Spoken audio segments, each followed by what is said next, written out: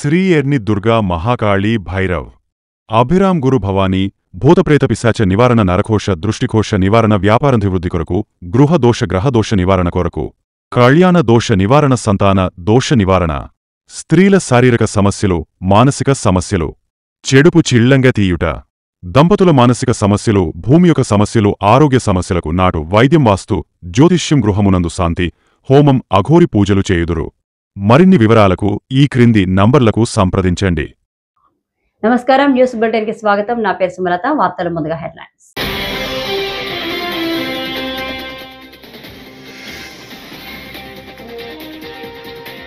ఉగ్రవాదులు వారి మద్దతుదారులపై కఠిన చర్యలు, ప్రధాని మోదీ.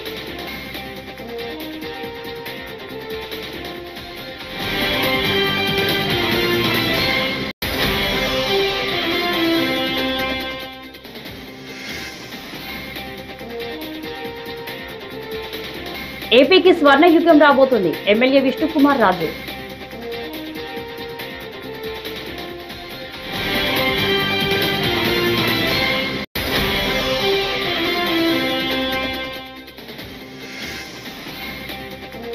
రాజధాని పేరుతో చంద్రబాబు భారీ దోపిడీ, అంబటి రాంబాబు ఆగ్రహం.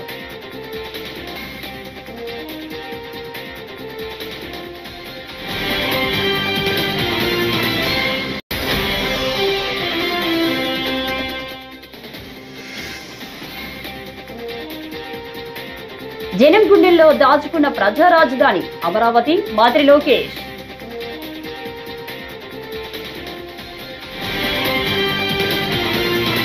ఇక డీటెయిల్స్ వస్తే, ఉగ్రవాదం మానవాళికి అతిపెద్ద ముప్పు అని ప్రధాని మోదీ అన్నారు. దాన్ని ఎదుర్కొనేందుకు సిద్ధంగా ఉన్నామన్నారు.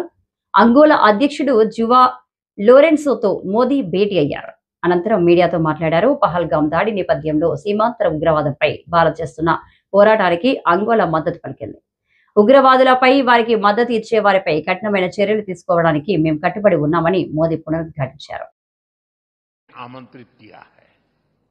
फ्रेंड्स, हम एक मत है कि आतंकवाद मानवता के लिए सबसे बड़ा खतरा है। पहलगाम में हुए आतंकी हमले में मारे गए लोगों के प्रति राष्ट्रपति लॉरेंसो और अंगोला की संवेदनाओं के लिए मैं उनका आभार व्यक्त किया। We are committed to take firm and decisive action against terrorist and those who support them.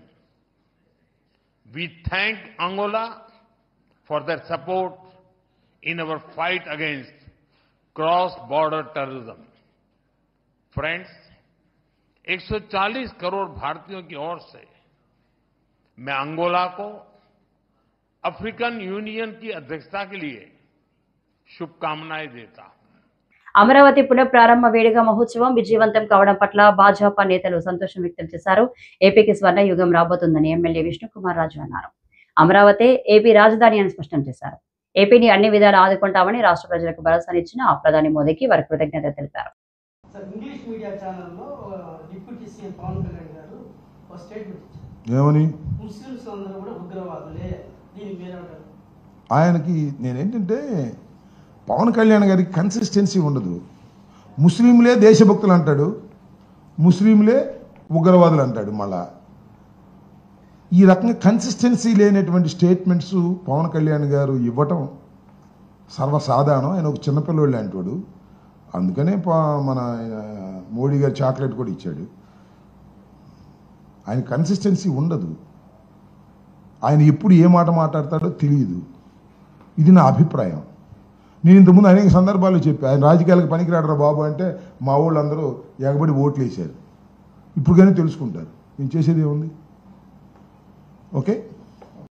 English media ఛానల్లో డిప్యూటీ సీఎం పవన్ కళ్యాణ్ గారు ఒక స్టేట్మెంట్ ఇచ్చారు. ఏమని? ముస్లింస్ అందరూ కూడా ఉగ్రవాదులే. దీనికి మీరేమంటారు? ఆయనకి నేనేంటంటే, పవన్ కళ్యాణ్ గారికి కన్సిస్టెన్సీ ఉండదు. ముస్లింలే దేశభక్తులు అంటాడు, ముస్లింలే ఉగ్రవాదులు అంటాడు. మళ్ళా ఈ రకంగా కన్సిస్టెన్సీ లేనటువంటి స్టేట్మెంట్స్ పవన్ కళ్యాణ్ గారు ఇవ్వటం సర్వసాధారణం. ఆయన ఒక చిన్నపిల్లోళ్ళు అంటాడు. అందుకనే మన మోడీ గారు చాక్లెట్ కూడా ఇచ్చాడు. ఆయన కన్సిస్టెన్సీ ఉండదు. ఆయన ఎప్పుడు ఏ మాట మాట్లాడతాడో తెలియదు. ఇది నా అభిప్రాయం. నేను ఇంతకుముందు అనేక సందర్భాల్లో చెప్పాను, ఆయన రాజకీయాలకు పనికిరాడరా బాబు అంటే మా వాళ్ళందరూ ఎగబడి ఓట్లు వేశారు. ఇప్పుడు కానీ తెలుసుకుంటారు. నేను చేసేది ఏముంది? ఓకే. ఎన్ని నిర్బంధాలు ప్రయోగించినా అమరావతి రైతులు తగ్గేదేలే అని మంత్రి నారా లోకేష్ అన్నారు. గత ప్రభుత్వం దొంగ కేసులు పెట్టి ఎన్ని కుట్రలు చేసినా జై అమరావతి నినాదాలను మాత్రం ఆపలేకపోయిందని చెప్పారు. అమరావతి పునర్నిర్మాణ సభలో అమరావతి నమో నమః అని 2 సార్లు పలికి లోకేష్ తన ప్రసంగాన్ని ప్రారంభించారు. అమరావతి నమో నమః, అమరావతి నమో నమః, అమరావతి నమో నమః. వేదిక మీదున్న ఆర్కిటెక్ట్ ఆఫ్ మోడర్న్ భారత్ గౌరవ ప్రధానమంత్రి నరేంద్ర మోడీ గారికి, మన పేదల నాయకుడు గౌరవ ముఖ్యమంత్రి చంద్రబాబు నాయుడు గారికి, నా అన్న గౌరవ ఉప ముఖ్యమంత్రి పవన్ అన్నకి, వేదిక పైన ఉన్న ఇతర గౌరవ పెద్దలకు, ప్రాణాలు సైతం లెక్క చేయకుండా అమరావతి కోసం పోరాడిన రైతులకు, ప్రజలకు నా హృదయపూర్వక నమస్కారాలు. ముందుగా పహల్గామ్ ఉగ్రవాద దాడిలో చనిపోయిన వారికి నేను నివాళులర్పిస్తున్నా. ఉగ్రవాదుల దాడిలో చనిపోయిన వారి కుటుంబానికి దేశం మొత్తం అండగా నిలబడుతుంది. పాకిస్తాన్ గీత దాటింది, అమాయకుల్ని చంపింది, చాలా పెద్ద తప్పు చేసింది. ఒక్క పాకిస్తాన్ గారు 100 పాకిస్తాన్లు వచ్చినా భారతదేశ నేలపై మొలిచిన గడ్డి కూడా పీకలేరు. 100 పాకిస్తాన్లకు సమాధానం చెప్పే ఒక్క మిసైల్ మన దగ్గర ఉంది. ఆ మిసైల్ ఏంటో తెలుసా? నమో గౌరవ ప్రధానమంత్రి నరేంద్ర మోడీ గారు. సింహం ముందల ఆటలు ఆడకూడదు, ఆడితే ఏమవుతుంది? మన సింహం నమో కొట్టే దెబ్బకి వరల్డ్ మ్యాప్ లోనే పాకిస్తాన్ అని మిస్సింగ్ రావటం ఖాయం. ఈరోజు పాకిస్తాన్ ఆర్మీలో పనిచేసేవారు కొంతమంది రాజీనామా చేశారు, కొంతమంది సెలవులు పెట్టిపోయారు. దట్ ఈస్ మన నమో. నమో కొట్టే దెబ్బకి పాకిస్తాన్ దిమ్మ తిరుగుతాం ఖాయం. ఈరోజు నేను గర్వంగా చెప్పగలుగుతున్నా, ఎంటైర్ నేషన్ స్టాండ్స్ విత్ మన నమో. కేంద్రం ఈరోజు కులగణన చేయాలనే నిర్ణయం తీసుకుంది. ఇది ఒక నిర్ణయం కాదు, ఇది ఒక సంచలనం. Wear others hesitated for decades, Namo acted, rewriting history with courage. True to his commitment to empower the marginalized and deprived, Namo's bold stroke will deliver social justice in its truest form. నమో గారికి ఆంధ్రప్రదేశ్ అన్న, అమరావతి అన్న ఎంతో ప్రేమ. ఇప్పుడు ఆయన ఢిల్లీలో ఎంత బిజీగా ఉన్నారో మనందరూ తెలుసు. ఆయన ఈ కార్యక్రమానికి వచ్చారు.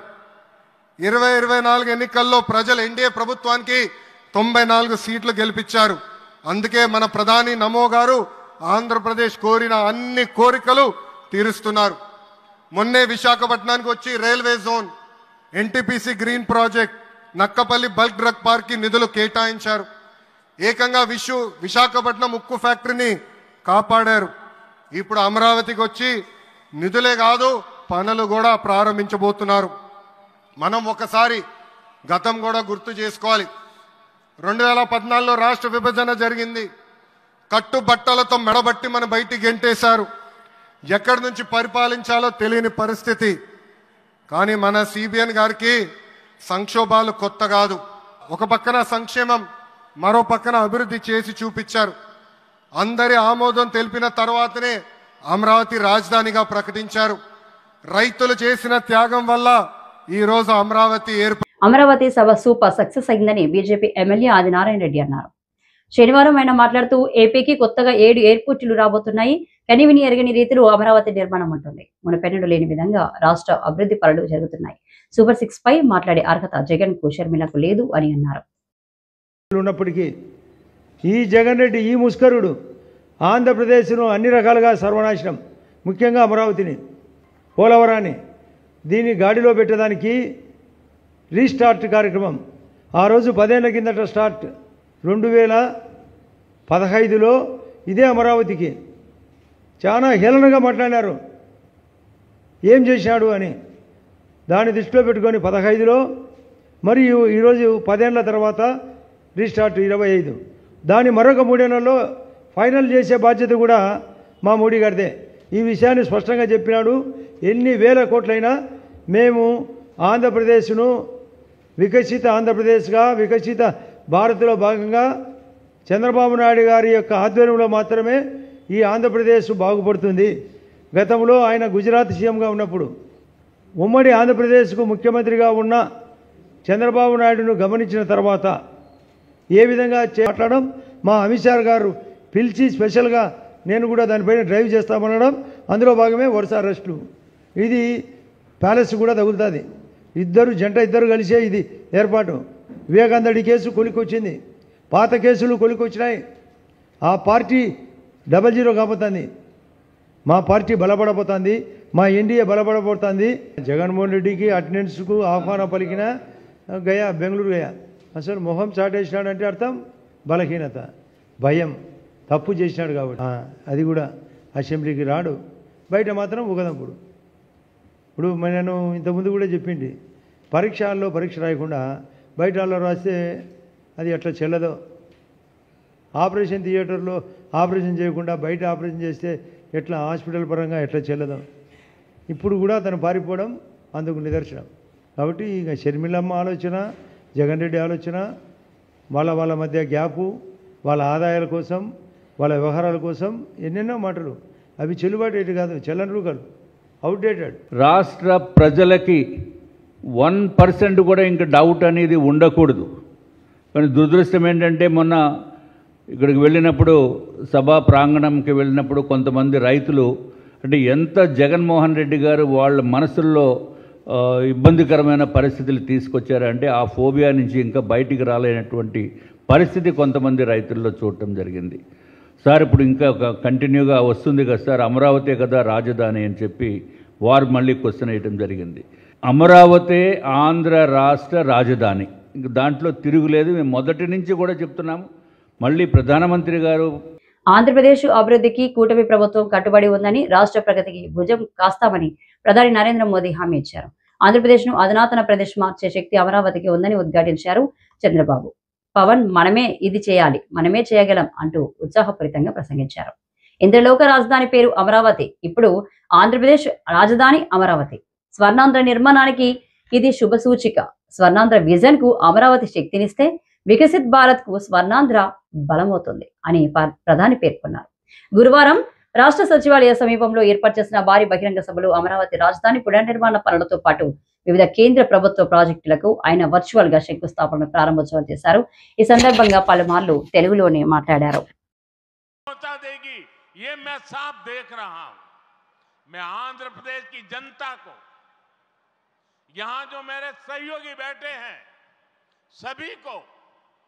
फिर आश्वस्त करता हूं, आंध्र प्रदेश की प्रगति के लिए आप मुझे हमेशा अपने साथ कंधे से कंधा मिलाकर चलते हुए देखेंगे. एक बार फिर आप सभी को बहुत बहुत शुभकामनाएं. मी अंदरी आशीर्वाद मुतो ఈ కుటుంబీ ఆంధ్రప్రదేశ్ అభివృద్ధికి కట్టుబడి ఉన్నది. ధన్యవాద్. మిత్రులారా, ఆంధ్రప్రదేశ్లో కలలు కనే వాళ్ళ సంఖ్య తక్కువేమీ కాదు. అలానే ఆ కలలను నిజం చేసే వాళ్ళకి కూడా తక్కువేమీ కాదు. నేను నమ్మకంతో చెప్తున్నాను, ఇవాళ ఆంధ్రప్రదేశ్ ఒక సరైన మార్గంలో నడుస్తుంది. అలానే సరైన వేగంతో ముందుకు వెళ్తుంది. ఈ అభివృద్ధి వేగాన్ని మనం అందరం కొనసాగించాలి, అలానే పెంచుతూ ఉండాలి. ఇప్పుడే చంద్రబాబు నాయుడు గారు మాట్లాడుతూ చెప్పారు, 3 సంవత్సరాల్లో అమరావతి తాలూకా పనుల్ని పూర్తి చేస్తామని. నేను ఊహిస్తున్నాను, 3 సంవత్సరాల్లో అమరావతి పూర్తయిన తర్వాత ఆంధ్రప్రదేశ్ రాష్ట్రం తాలూకా జీడిపి ఏ స్థాయికి వెళ్తుందో ఒక్కసారి నేను ఊహించగలను. అది ఆంధ్రప్రదేశ్ రాష్ట్రం తాలూకా చరిత్రను మార్చబోతుందని తెలియజేస్తున్నాను. అందుకని ఆంధ్రప్రదేశ్ రాష్ట్ర ప్రజలకు, ఇక్కడ కూర్చున్న నా సహచరులకు నేను నమ్మకం కల్పిస్తున్నా, ఆంధ్రప్రదేశ్ రాష్ట్ర అభివృద్ధిలో మీ భుజంతో పాటు నా భుజం కూడా కలిపి పనిచేస్తానని నమ్మకంతో ఈ సందర్భంగా తెలియజేస్తున్నాను. మీ అందరికీ మరొక్కసారి నా హృదయపూర్వక శుభాకాంక్షలు తెలియజేస్తున్నాను. మీ అందరి ఆశీర్వాదంతో ఈ కూటమి ఆంధ్రప్రదేశ్ అభివృద్ధికి ఎల్లప్పుడూ కూడా కట్టుబడి ఉంటుంది. మీ అందరికీ కూడా నా ధన్యవాదాలు. भारत माता की జై. भारत माता की జై. भारत माता की జై. वंदे మాతరం. वंदे మాతరం. वंदे మాతరం. वंदे మాతరం. वंदे మాతరం. वंदे మాతరం. वंदे మాతరం. वंदे మాతరం.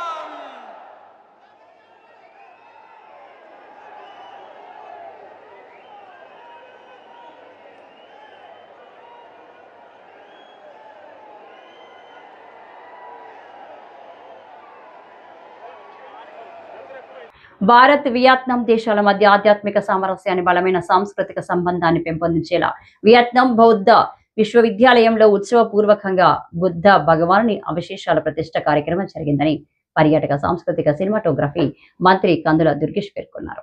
న్యూఢిల్లీలోని ఇండియన్ ఎయిర్ ఫోర్స్ స్టేషన్ వద్ద దేశంలోని వివిధ ప్రాంతాల్లో భద్రపరిచిన బుద్ధుడి పవిత్ర ఆస్తికలు అవశేషాల పేటికకు నమస్కరించి పటిష్ట భద్రత నడుమ భారత వైమానిక దళానికి చెందిన ప్రత్యేక హెర్క్యులస్ ఎయిర్ క్రాఫ్ట్ లో తమ పవిత్ర ప్రయాణం ప్రారంభించామన్నారు. అనంతరం భారతదేశం నుండి తీసుకువచ్చిన పవిత్ర బుద్ధ భగవాన్ అవశేషాలు శుక్రవారం ఉదయం వియత్నాం బౌద్ధ విశ్వవిద్యాలయంలోని బుద్ధ హాల్లో అంగరంగ వైభవంగా ప్రతిష్ఠించామన్నారు.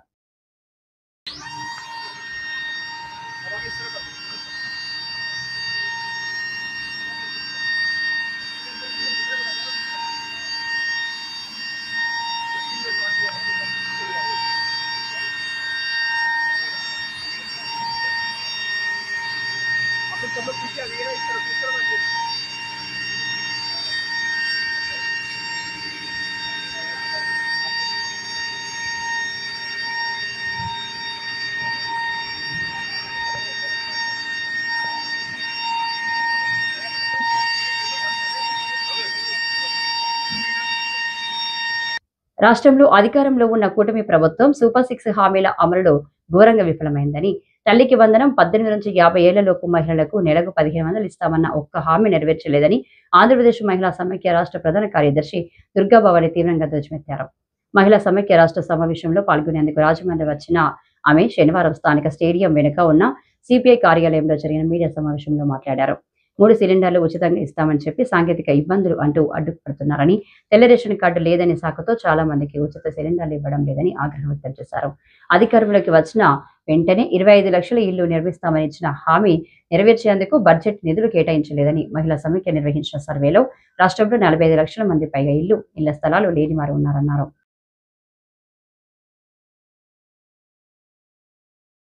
ప్రకారం దాదాపు గత 8 నెలలుగా రాష్ట్రంలో ఆంధ్రప్రదేశ్ మహిళా సమాఖ్య ఆధ్వర్యంలో ప్రతి జిల్లాలో మేము సర్వే చేస్తే ఆ సర్వేలో మాకు దాదాపు 45 లక్షలకు పైగా మహిళలు ఇంటి కోసం ఎదురు చూస్తూ ఉన్నారు, ఇళ్ల స్థలాల కోసం ఎదురు చూస్తూ ఉన్నారు. ఏదైనా ప్రభుత్వం నుండి సాయం వస్తుందంటే ప్రధానమంత్రి నుండి వస్తుందా లేకపోతే రాష్ట్ర ముఖ్యమంత్రి నుండి వస్తుందా, ఆ పథకం ఏ పథకం మాకు ఇంప్లిమెంట్ అవుతుంది, దీనివల్ల మేము సొంత ఇంటిని నిర్మించుకోవచ్చు కదని ఆలోచనతో ఉన్నారు.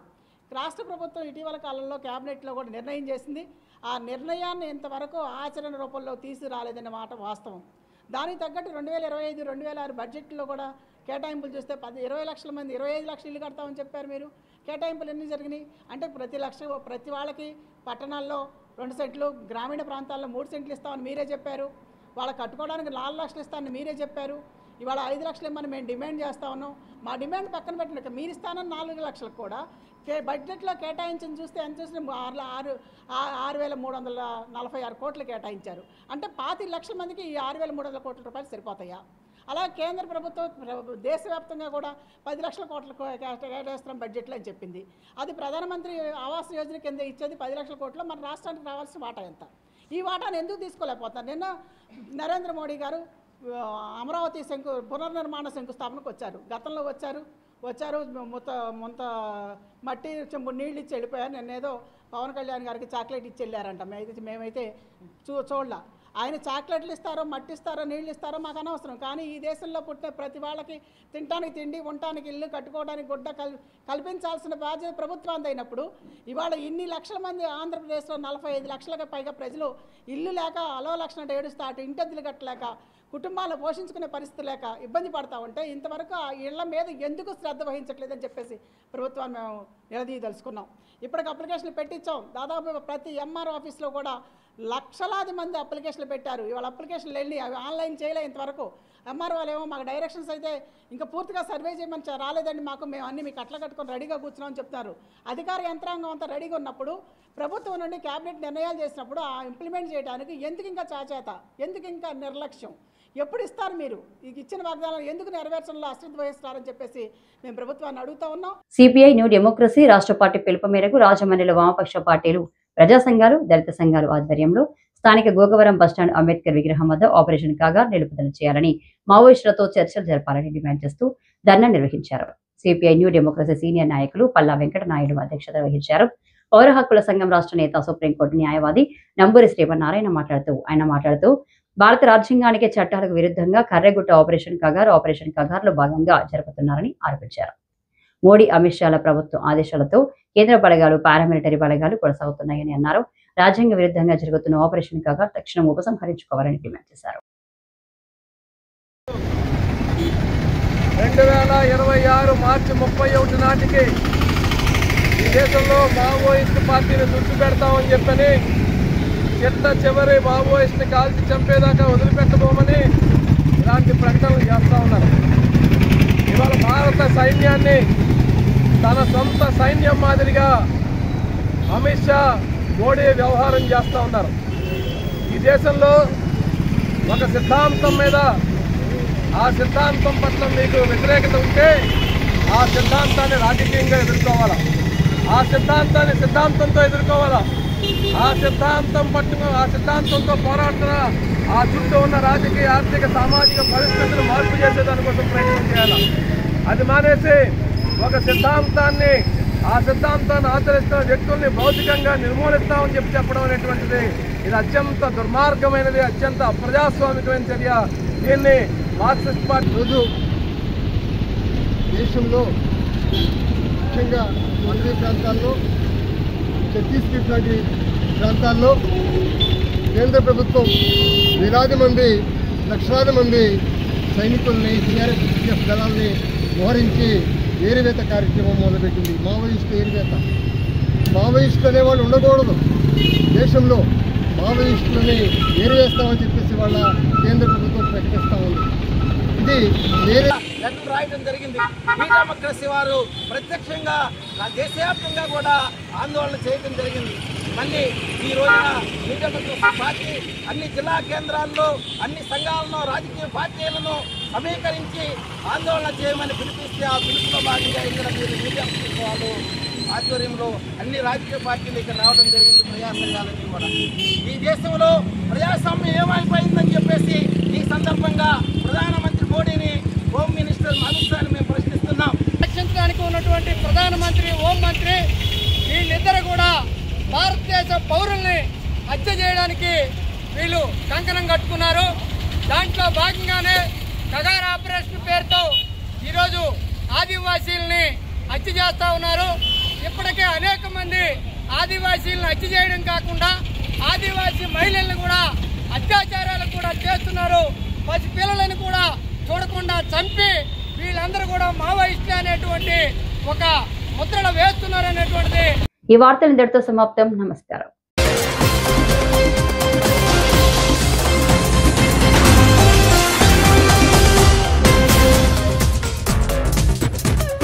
శ్రీ ఎర్ని దుర్గా మహాకాళీ భైరవ్ అభిరామ్ గురు భవానీ భూతప్రేత పిశాచ నివారణ నరకోశ దృష్టికోశ నివారణ వ్యాపారాభివృద్ధి కొరకు గృహదోష గ్రహదోష నివారణ కొరకు కళ్యాణ దోష నివారణ సంతాన దోష నివారణ స్త్రీల శారీరక సమస్యలు మానసిక సమస్యలు చెడుపు చిళ్లంగా తీయుట దంపతుల మానసిక సమస్యలు భూమి యొక్క సమస్యలు ఆరోగ్య సమస్యలకు నాటు వైద్యం వాస్తు జ్యోతిష్యం గృహమునందు శాంతి హోమం అఘోరి పూజలు చేయుదురు. మరిన్ని వివరాలకు ఈ క్రింది నంబర్లకు సంప్రదించండి.